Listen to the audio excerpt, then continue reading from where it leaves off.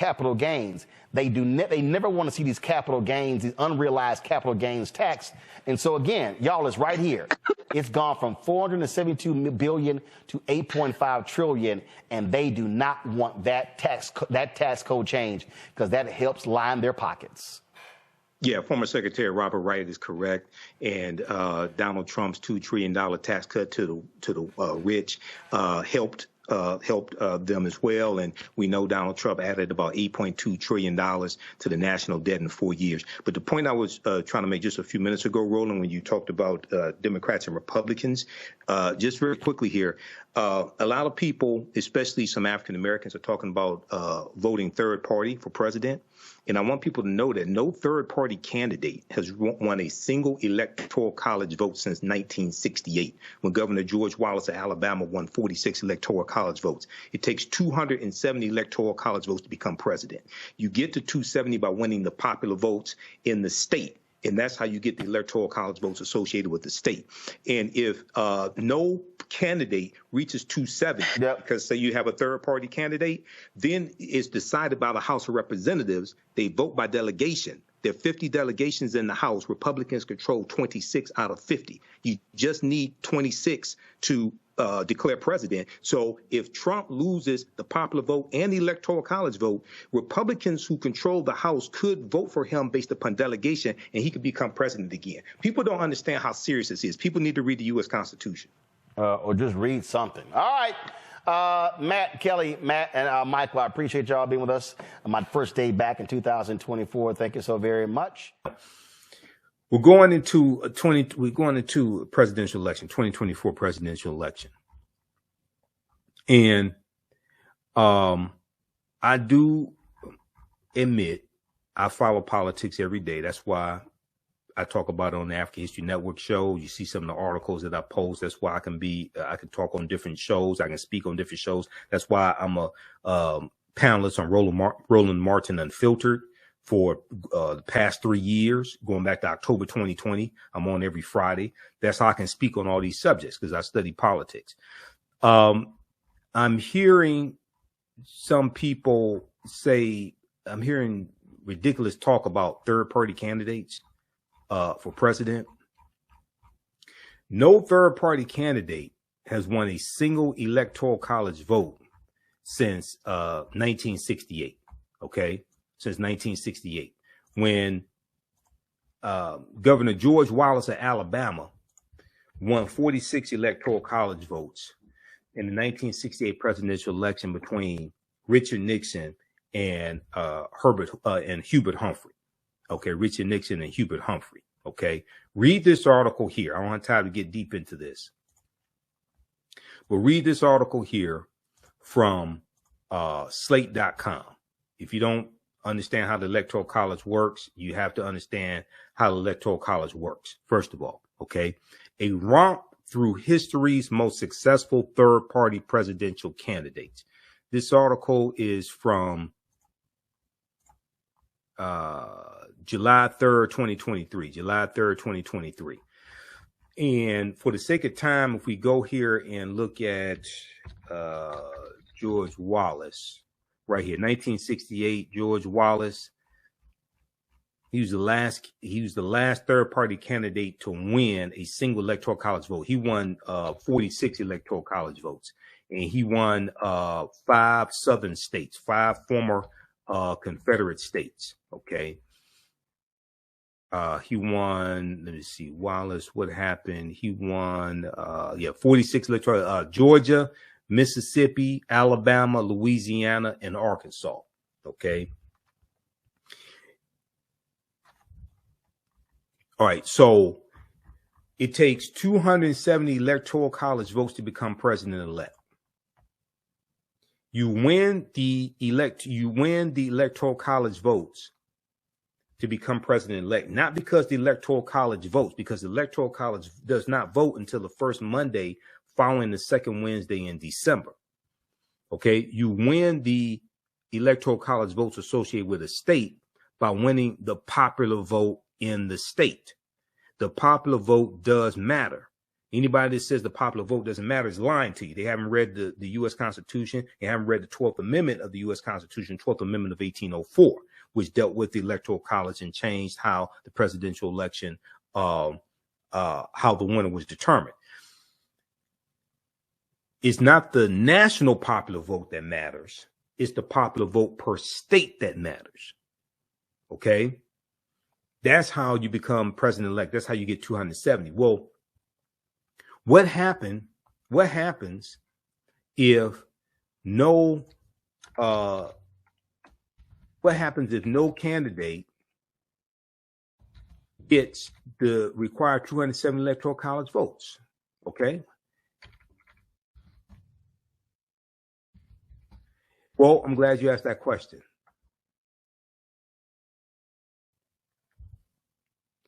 Let's go to archives.gov and let's see what archives.gov says about this. Okay. And what you can do is just Google what happens if no, I'm going to show you how I got this. Okay. Let's look at this here.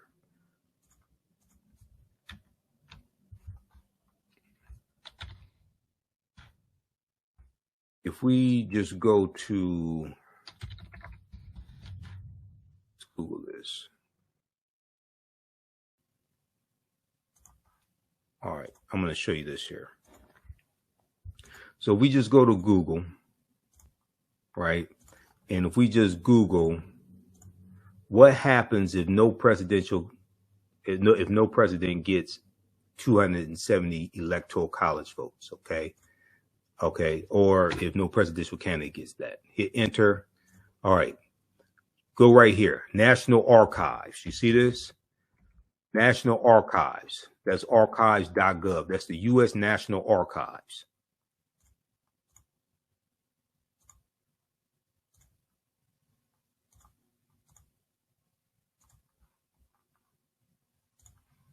Okay, click right there. Frequently asked questions. Electoral College, frequently asked questions. We want, what happens if no presidential candidate gets 270 electoral votes? Okay. If no candidate receives if no candidate receives a majority of electoral votes, the presidential election leaves the Electoral College process and moves to Congress. Pay attention, because 99% of Americans don't know this. Most Americans don't understand the U.S. Constitution, as I talked about in my speech, in my Kwanzaa presentation at King Solomon Baptist Church here in Detroit. The House of Representatives elects the president from the 3 presidential candidates who receive the most electoral college votes. Okay? So if you have a third party candidate and people fall for this third party trick because they don't understand how the Electoral College works, and neither top 2 candidates gets the needed 270 Electoral College votes, then it goes to the House of Representatives, where Republicans have control of the House of Representatives. Uh-oh. Nobody saw this one coming. Each state delegation, see, they vote based upon delegation. Each state delegation has 1 vote, and it is up to the individual states to determine how to vote. Republicans control 26 of the 50 state delegations. A candidate must receive at least 26 votes, which is the majority of the state delegations, to be elected. What that means is that if Donald Trump does not, if he loses the popular vote again, and if he loses the Electoral College vote again, then if neither Trump or Biden get the needed 270 Electoral College votes, then it goes to the House of Representatives to decide based upon delegation. And because Republicans are in control of the House and control 26 of those delegations, they can vote for Trump and he can become president again with the help of a third party candidate and people who are ignorant of how the Constitution works and how the Electoral College works. And it was the U.S. Constitution that created the Electoral College at the Philadelphia Convention in 1787.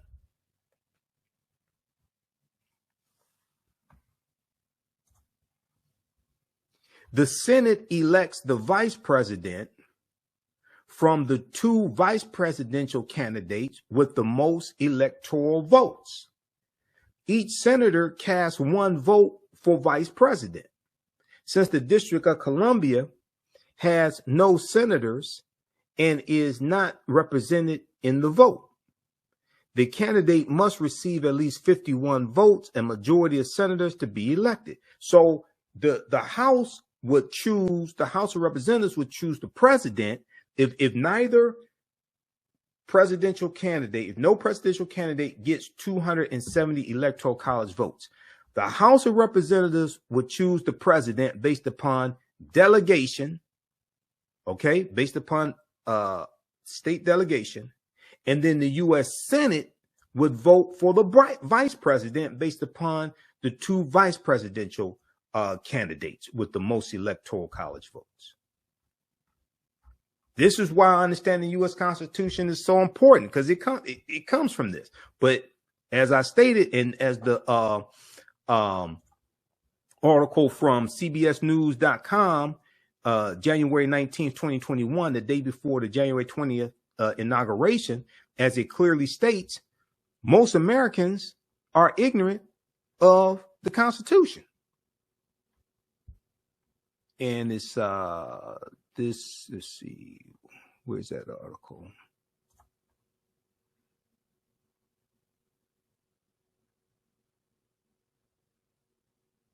Right here.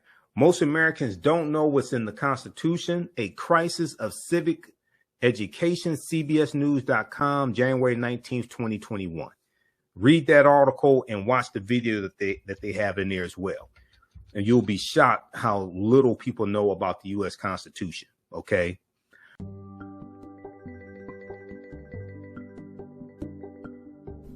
Hotep, everybody. This is Michael Imhotep from the African History Network. Our Kwanzaa online history course bundle pack is on sale right now.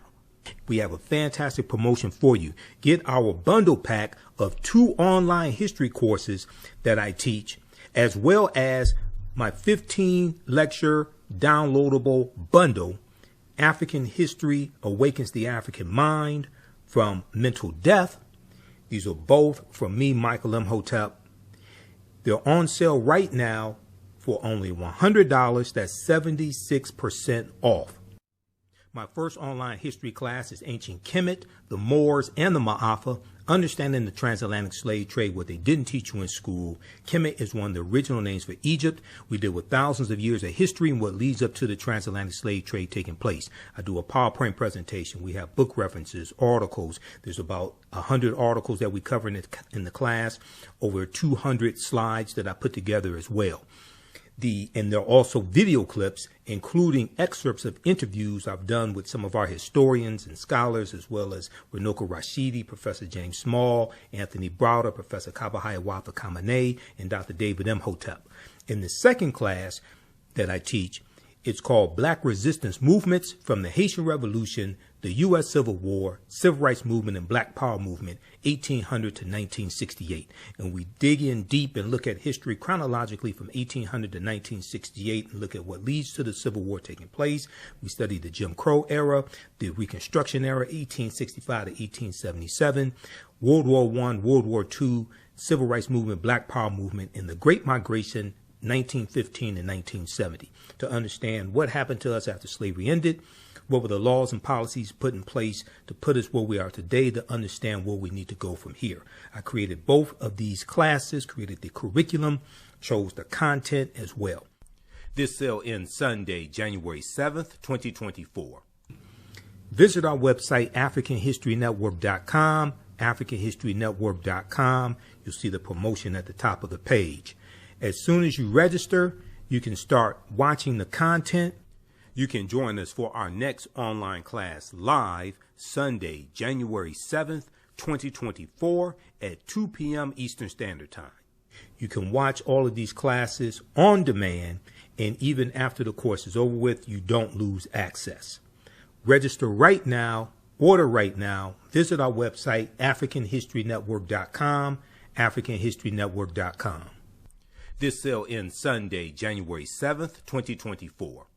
Also, if you'd like to stop it for information, you can support the African History Network, $, the AHN Show through Cash App, $, the AHN Show through Cash App, also through PayPal, paypal.me/the AHN Show. This helps us keep doing the research, stay on the air, keep broadcasting, pay some of the bills. All right, we have to get out of here. Remember, right now, it's correct wrong behavior is not over till we win. Wakanda forever, and we'll talk to you